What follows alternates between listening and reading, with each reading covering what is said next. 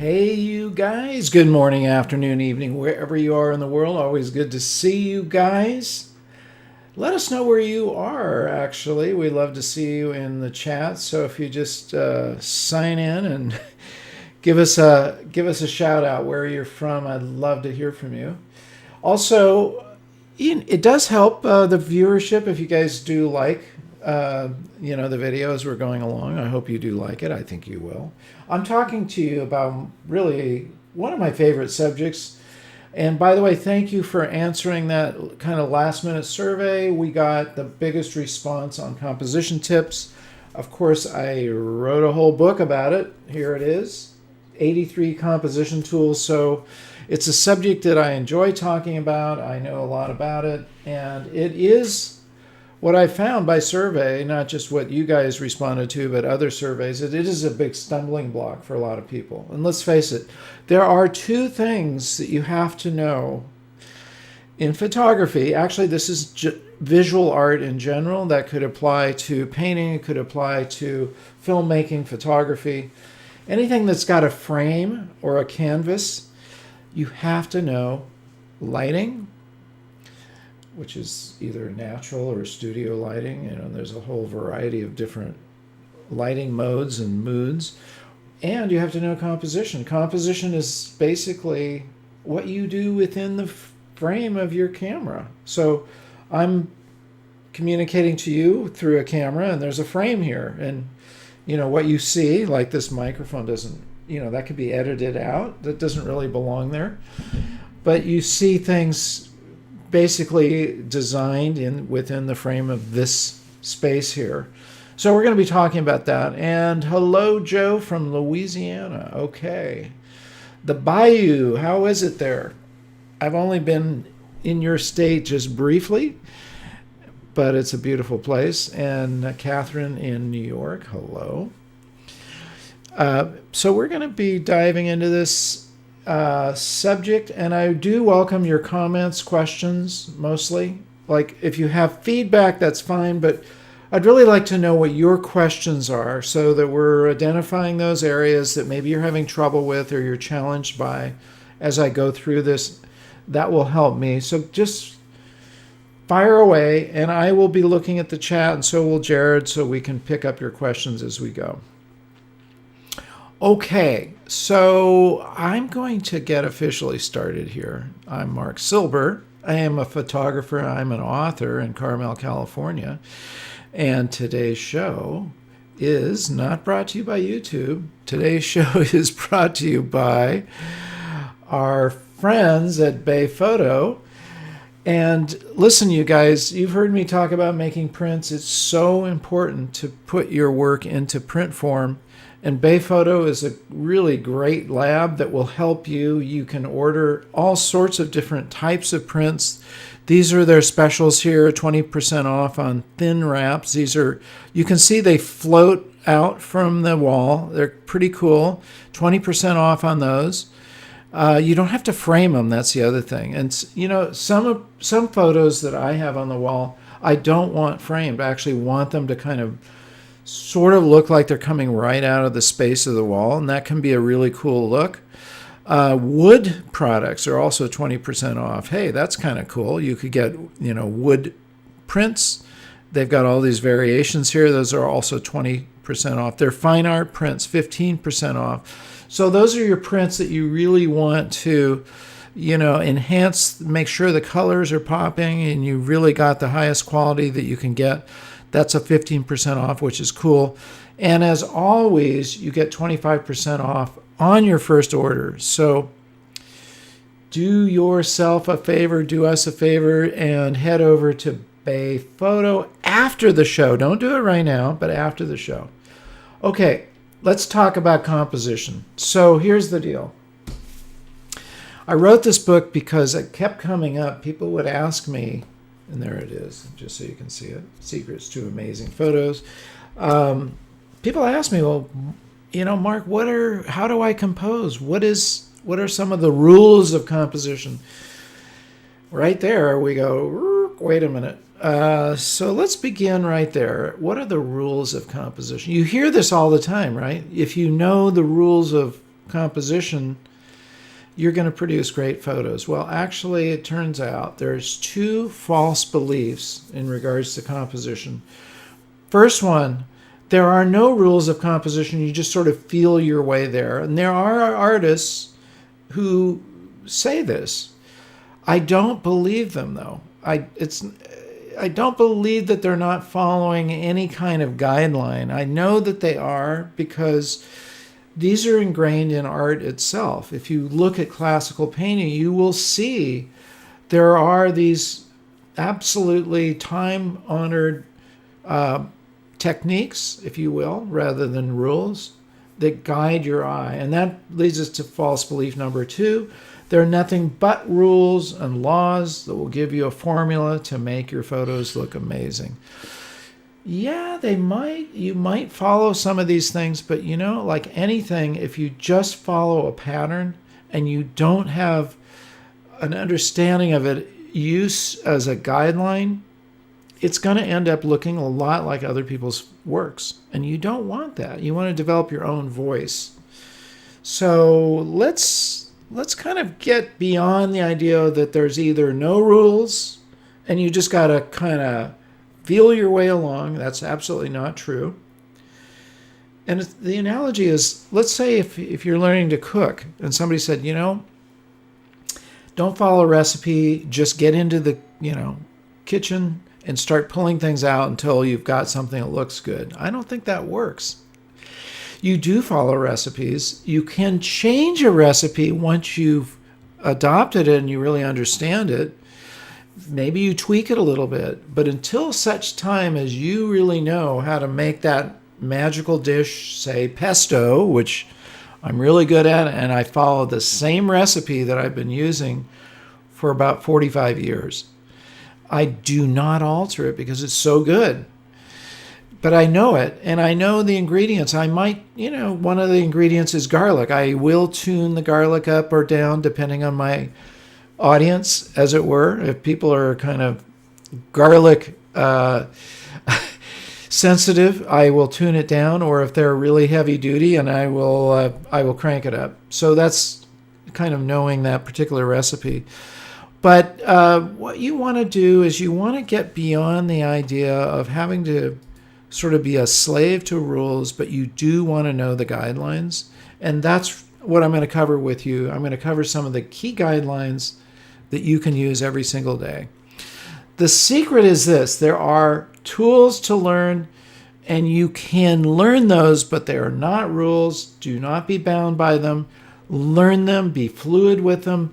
When you see one of these, you go, I could use this, right? And that's why it's so important to study and understand composition. And that's why I wrote the book, because I wanted people to have this in their toolkit. You can literally put this in your camera bag. If you are wondering, wow, how can I make a new photo, a new way of photographing this, you can look through there and see what jumps out at you, and then go ahead and use it.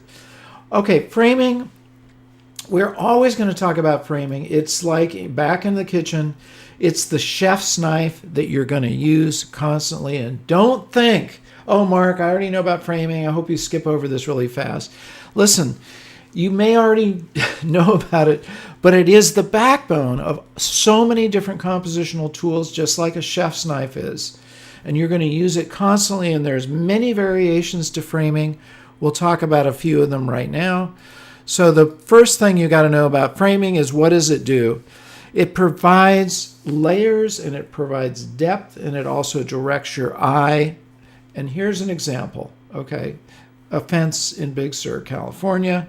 We're looking at the foreground with the fence and the tree bough. We're looking at the background with the road and the coastline disappearing, and you can see what it does. The foreground creates a layer.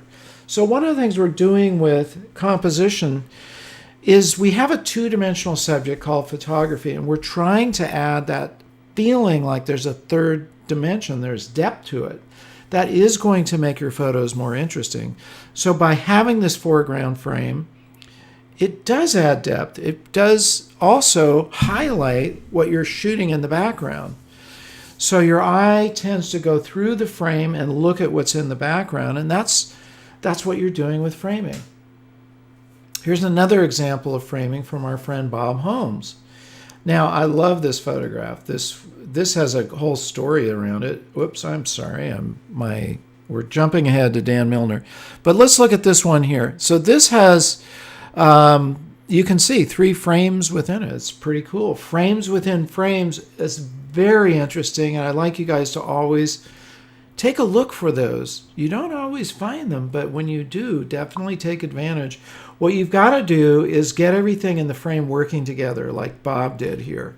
So you can see the 3 different frames, the woman on the side here, the butcher over here, and this upper frame of the beef hanging there. He does have them all working together. What if the woman were kind of looking at the wall?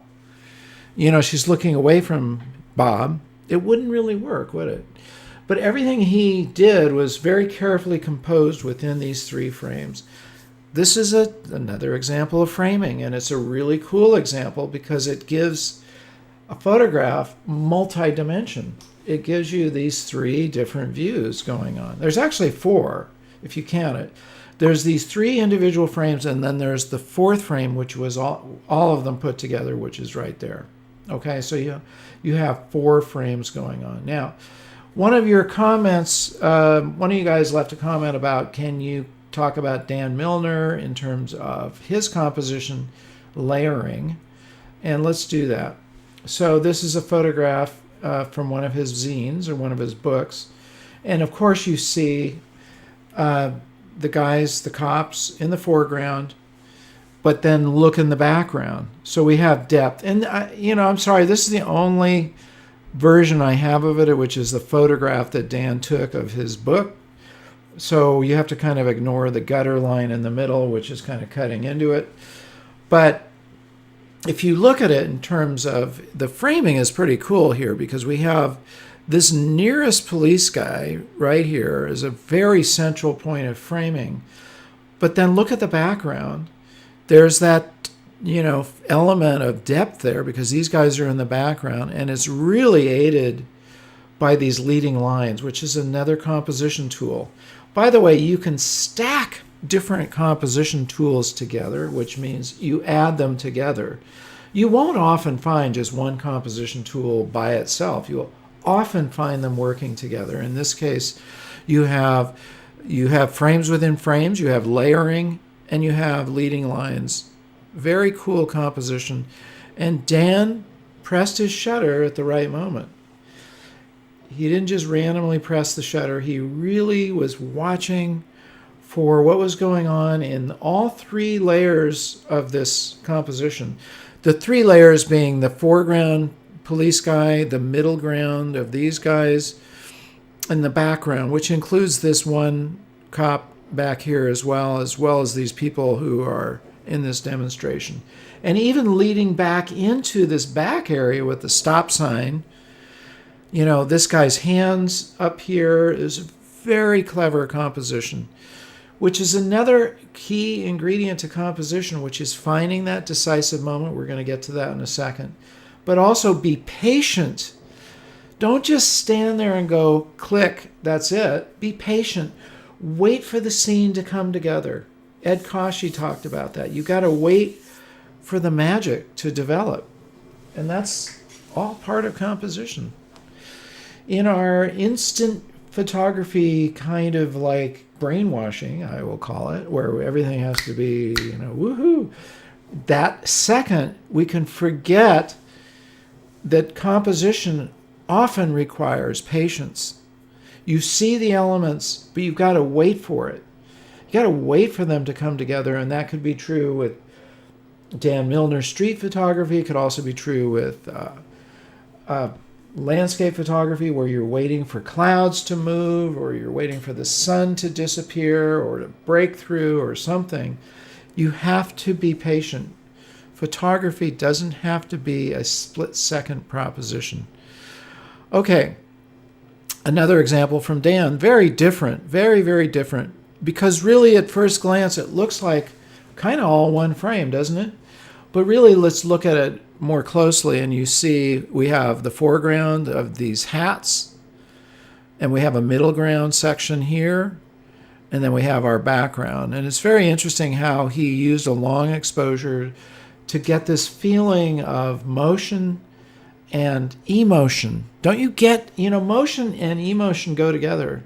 You get the feeling that something's going on here. You don't know what it is, but there's something happening. There's some importance to this meeting just because of the way it's photographed. It's very documentary. It's very much like a film clip, that if we were watching this whole clip, we could see whatever was unfolding. And that's really a key element with Dan's photographs. He very much photographs that way, and you hear him talking about sequencing and putting his photographs together because he's often telling stories with multiple frames. And that's another thing, by the way, in our AYP Plus class every week, we get together and people are developing stories, which means more than just one photograph. It means a continuation of a story that you're telling. They bring those to the class, we critique them, we give them feedback, and they get to hear what other people are seeing in their work, which is really important. It resonates. Okay, so there's a couple of examples from Dan and Bob Holmes, our friends here. Now, points of thirds. You notice I don't call it the rule of thirds. We do not use that word. Move that guy out of the way. Let's get rid of this. So we'll free up a little space there. What you've got here is points of thirds that actually can really help you and often work. Often, I say, but not always. So this was from David Smith, great wildlife photographer that I met in South Africa. And he made the point of lining up your image with the points of thirds, and you can see that he lined up the zebra. He also made a really important point, which is if the animal or person is looking one direction into the frame, leave space for them to look into it. Because otherwise, imagine if this was cropped right here, right on the edge of the zebra's nose, we would kind of lose the feeling of depth that the zebra, what's the zebra looking at? We wouldn't really kind of get that feeling. But because he left space for the zebra's gaze, it gives us, again, that feeling of depth. Same thing with this cheetah here, looking down into the frame, or, kind of the body motion down into the frame. So these can work. And it is a tool, and it's workable many times, but not always. There's many times where you want to put the subject straight center in the photograph, or even at the very bottom. There's amazing photographs where the subject is hardly visible at all in the frame.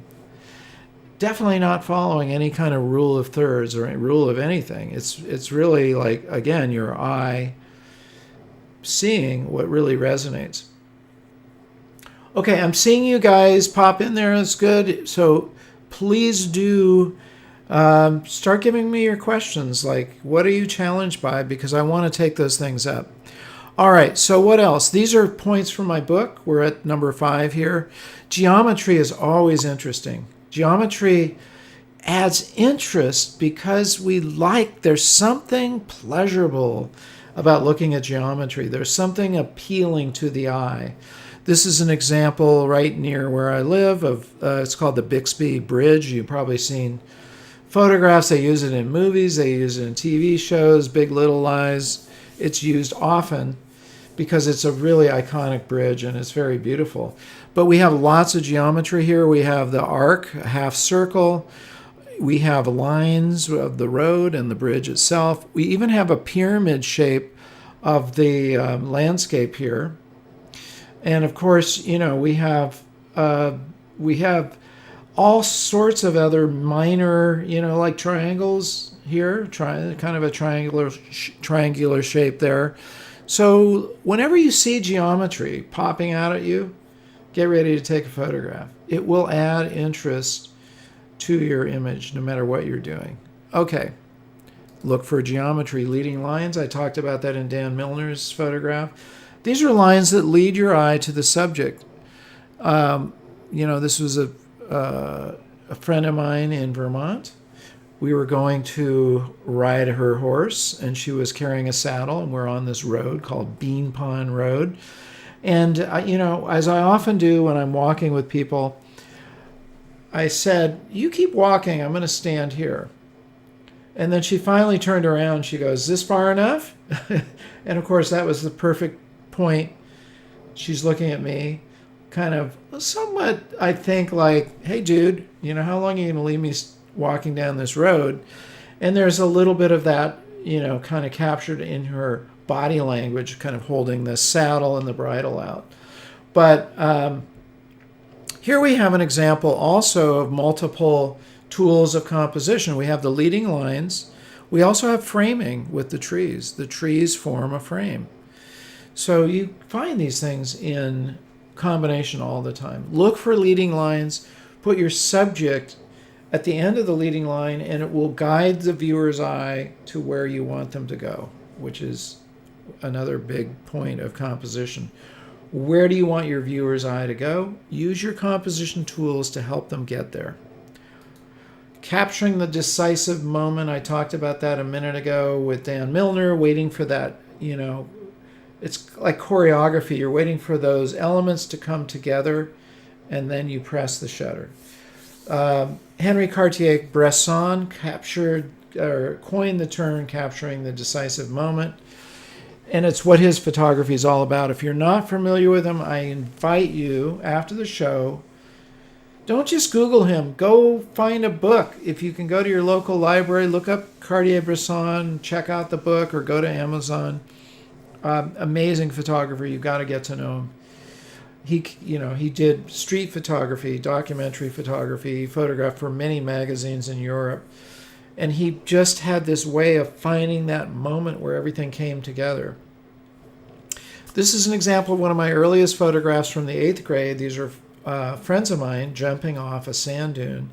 And I was already in the darkroom. And I took this, which wasn't a complete silhouette, but I processed it or printed it in the darkroom as a silhouette. But I had to press the shutter at the exact right moment. I actually choreographed this image. And when you're not shooting documentary work or photojournalism, you are absolutely free to direct your subjects. This is an important point, not just of composition, but of photography and life for that matter. You can be passive and just wait for hoping that everything comes together, or you can be active. In this case, I was active as a photographer. This is covered in my books. I got a couple of frames of them from the side. Didn't really work, wasn't that interesting? And then I said, "Hey, you guys, I'm gonna go down below here. And when I tell you to jump, I want you to jump." So they're running towards me, and I go, "Jump!" Bam! I hit the shutter. And I had to hit it right at that decisive moment to get this perfect arc here, right? What would have happened a second later? This guy would be down here. She wouldn't be in midair. Her hands wouldn't be up there. This really cool arc wouldn't have been happening.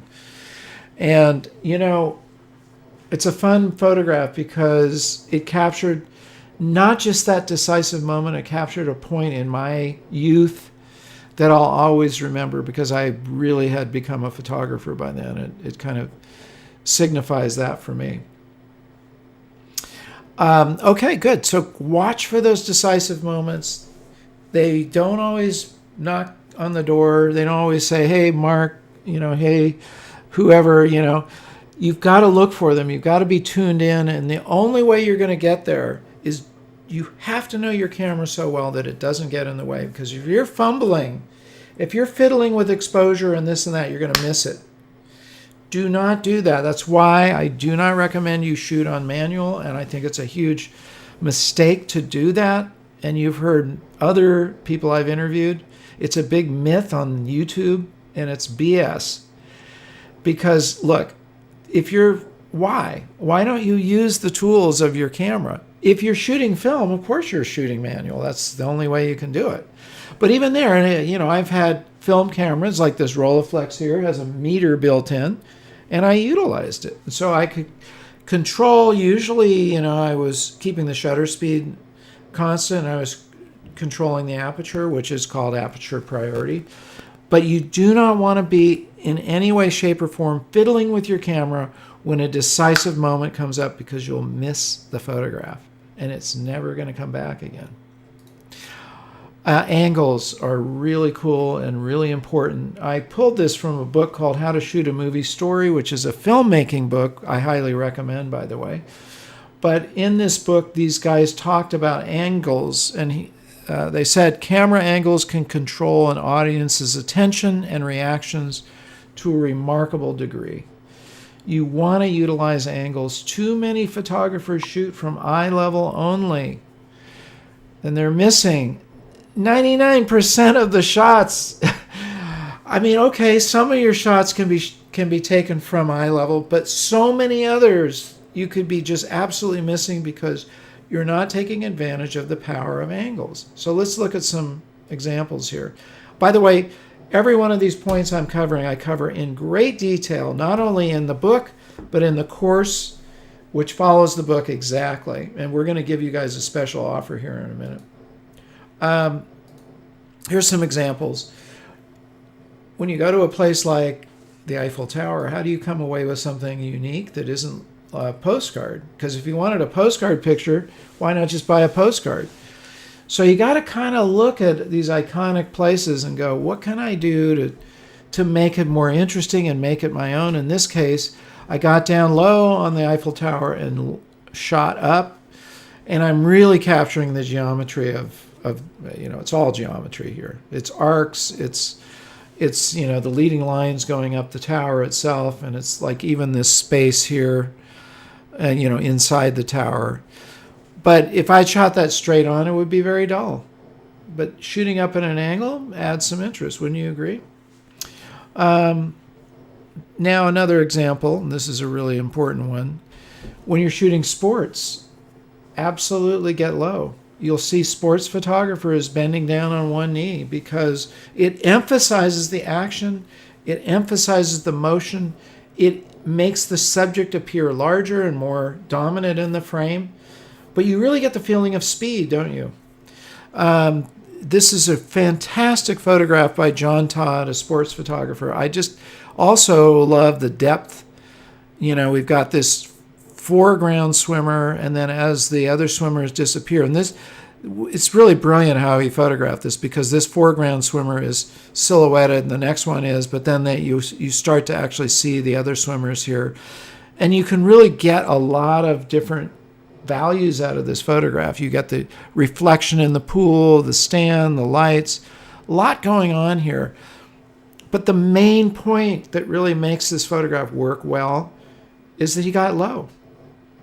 When you're photographing sports, don't sit up in the stands and shoot down. The players are going to look really tiny. You can do that, and there's nothing wrong with that, because it's kind of an overall shot that you could get of the stadium, for instance. But get low and get close, which is what he did. So just remember that can really change the feeling that you get from that just one simple composition tool. Get low. If you're trying to make your subject appear bigger and more dominant in the frame, you can also do that. Annie Leibovitz has a really cool photograph of Arnold Schwarzenegger. Jared, maybe you could just pull it up while we're going through this. And it's Arnold Schwarzenegger by Annie Leibovitz. Yeah, I'll find it. Yeah, and I'll tell you the story behind it. I did know Annie Leibovitz, and I went to the same school, the San Francisco Art Institute. Amazing photographer. When you get it, I guess we're going to have to do a screen. The one on the horse? There's that one, but there's one of him skiing, which is the one I'm thinking. I found the. And then we just cover. Need to. Yeah, let me bring that up here in a second. So when you bring it up in your screen share, I'll just go ahead and move there. So let's see. This is my book. That's not what I'm looking at. Anyway, Jared will get that tuned up for us. There you go. So this is, let's just get that going here. Bear with me for a second. This was an unexpected yeah, I know.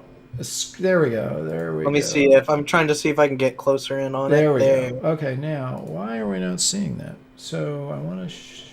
Looks like you're on your screen share. Yeah. Okay. Let's get that. Thank you guys for putting up with this, and we'll edit this out when we do this later. Yeah, I'm not sure why why it's not allowing me to. Let me try stopping my share and starting it up again. Okay. Sometimes that works. Yeah. So there we go. Okay. So let's get this here. I'm gonna put camera. You guys get to see the behind the scenes. There we go. Okay, that's too small. Let's make it big. All right, so this photograph of Annie, you can see, right? Or Annie shooting Arnold, rather. So what she did was to make him appear bigger in the frame. She actually had the snow dug out below the level where he was, and she crouched down in there and shot upwards. That's how low an angle she took. So she's below his skis here. So they dug a little trench for her to get into, and boy, it really makes him dominant in the frame. So there's just another example of using a low angle as a composition tool. Okay, let's see what else we got here. Patterns are very engaging, and I always love looking for patterns. The pattern of the clock, this is the d'Orsay Museum in Paris. It's all about patterns here. It's all about, the clock face itself, which is facing out into Paris. It used to be a train station, so now what we're doing is in the museum, we're looking back, we're looking through the clock. It's pretty cool. But what makes patterns even more interesting is when you do what I did here, you break the pattern. You do something that doesn't follow the same pattern. So in this case, my wife, Jan, who art directed this shot, she isn't standing straight in the middle of the frame. She's standing off to the side. I think you need to mute yourself there, Jared. Oh, sorry. She's off to the side, which breaks the pattern, and there's something engaging about that with the eye. It's a really cool technique. So look for patterns, but also look for ways to break the pattern. It makes the subject pop out of the frame because your eye is already kind of tuned into this pattern, and there's something breaking it. So there's another composition tool, very powerful. Okay, this is Quinn. And one thing you can do, and I learned this from Steve McCurry, is you place your subject's dominant eye in the center of the photo. Their dominant eye is the one that they look at. They're primarily looking through. If you hand somebody a card and you say, hold this over one of your eyes, they will hold it over the non-dominant eye. So the one that they're looking through most of the time, they're going to leave that one open. But you can see in his case, you can see that he's looking primarily through this eye here.